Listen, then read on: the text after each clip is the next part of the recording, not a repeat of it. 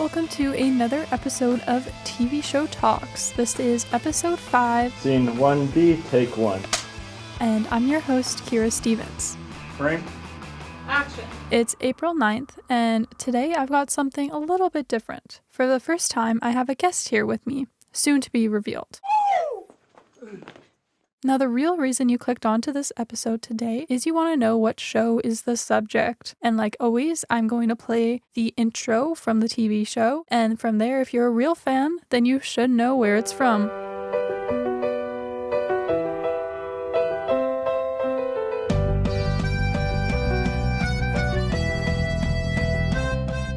This is the best episode because we are talking about my favorite show, The Office.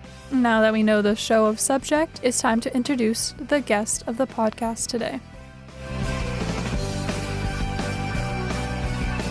Joining us from Souris, Manitoba, we have a fellow Office fan, Nolan Yons. Hey Nolan, how are you doing today? I'm doing good. Are you excited to be on today's episode? A little bit, yeah. Okay, so today we are going to discuss who we think are the best couples in The Office. So Nolan, in your opinion, which is the best couple? Blanking on who all the couples are. Okay, well, there's like Andy and Angela, Dwight and Angela, Jim and Pam, Michael and Holly, Michael and Jan, Aaron and Pete, Aaron and Gabe. I don't know, I kind of liked Aaron and Andy. Really, you actually liked Andy and Aaron together? Kind of a second coming at Pam and Jim. And I don't know, after they kind of ruined it with Andy going to Mexico or taking his boat somewhere. So I like that when it was still in effect. I don't know. I didn't really like them. But I'm kind of biased because I didn't actually like Andy's character, like, at all. He just, I don't know, he was really annoying in my opinion. Yeah, I found he was kind of a second Dwight. Kind of, but I don't know. He always felt like he had to be the center of attention, it seemed like. Anyways, I think that my favorite couple would obviously have to be Jim and Pam because, I don't know, they're just like the best, one of the best parts about the whole Office is watching the storyline of them two and waiting for the moment when they both like each other and they start dating, because it's like a friends to lovers kind of situation, and it's a slow burn and it's really entertaining. I don't know, I really like Jim and Pam as a couple. Do you like them as a couple? No, I find it's overrated. Oh, why do you think it's overrated? So everyone's answer is Jim and Pam, so... Okay. What do you think about the storyline when they had Jim and Pam having marriage troubles? It was forced. Jim was so nice to Pam when she went to art school, and then when Jim had to go for work, it was all this trouble and stuff. So I don't know, Pam overreacted, and then it was forced in season 9 because of the last season of the show. So they just had to come with some storyline. Yeah, like I didn't really think it didn't really make sense for them to go through something like that and like have the marriage counseling, and like I don't know, I always found that part of the show was like quite a strange storyline, because I don't know why the writers would do that. Like, I know that you're getting to the end of the series and you kind of run out of things to write about, but still I felt like it was a weird choice for sure. So then which relationship do you think was the worst? Andy and Angela was kind of forced. It didn't really make sense. Angela did it in spite of Dwight. It just didn't make sense. And then I don't even know why Andy was in there. Was with Angela, just needed someone to go with, I guess. I think that the worst couple was probably Jan and Michael. They were the worst couple, but they definitely delivered one of the best episodes with the dinner party. It was like really, really funny, I think. And like just all the shenanigans that went down. What do you think of the Michael? No, I liked it. It was a chaotic couple, and I don't know, kind of helped Michael's character arc. Like, he definitely grew after that, so it was definitely nice to see him, and you kind of got to see more of what Michael is outside of the office, just what he wants in a relationship compared to what Jan wants in a relationship. And it also but what I think was crazy was when Jan got pregnant from like a sperm donor, and Michael just like thought it was his kid. And then when he met the kid, he just didn't feel anything towards it. And like Jan completely used him because like he was doing so much to help support her through the pregnancy. Yeah, I found the funny part about that part was could have been Kevin's baby. You didn't hear about that? No, I didn't know that. It might have been a deleted scene, but Jan was talking about it. It was like, I got my sperm or whatever from this place. And Kevin was like, yeah, I've donated there multiple times. And then Jan was like, just all confused, like, no, this is a high level baby or sperm or whatever. It's like, yeah, I was in that whatever section of it when I donated. Oh my God, that's crazy.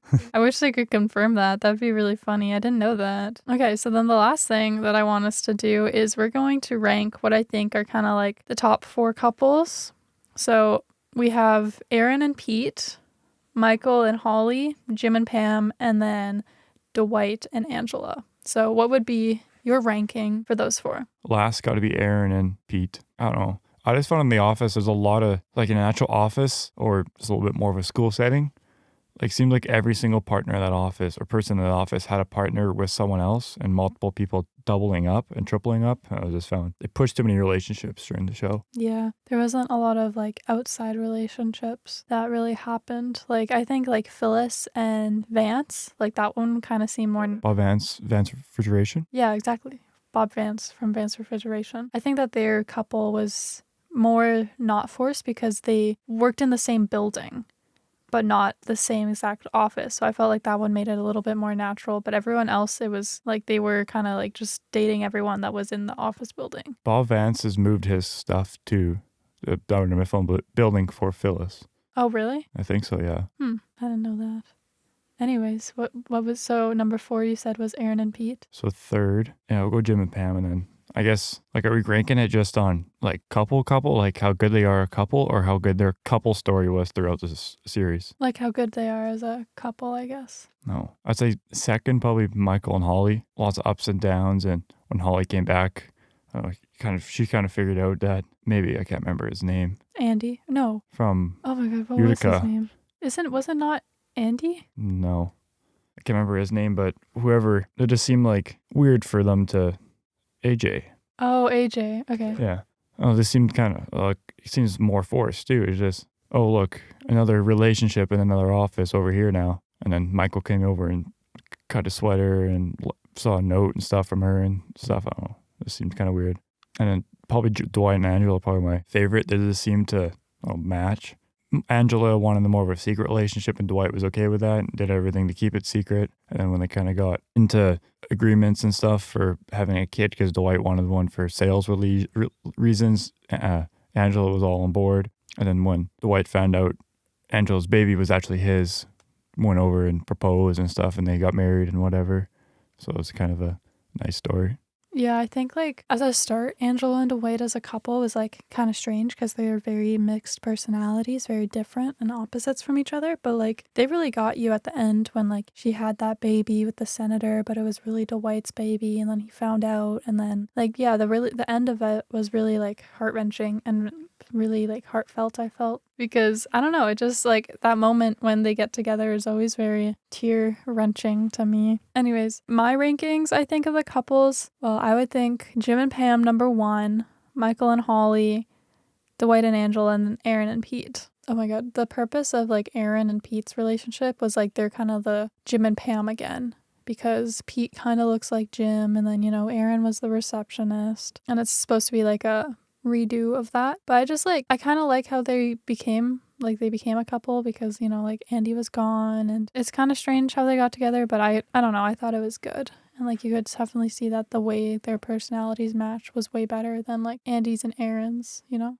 No, I like Dwight and Angela's at the start when only Pam knew they were dating. And it kind of made it fun that, I can't remember, Dwight told Pam or Pam just found out on her own and kept it a secret and kind of dropped hints to Dwight. But I just found that was a fun thing. And when Jim came over and said, yeah, I've known for like 6 months or whatever, Pam said, I've been known for years now. It was just a nice, shocking event between them.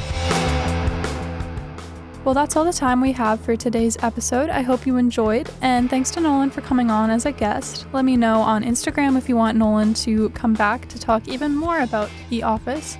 Thanks for listening. I'm Keira Stevens, and you just supported the TV Show Talks podcast.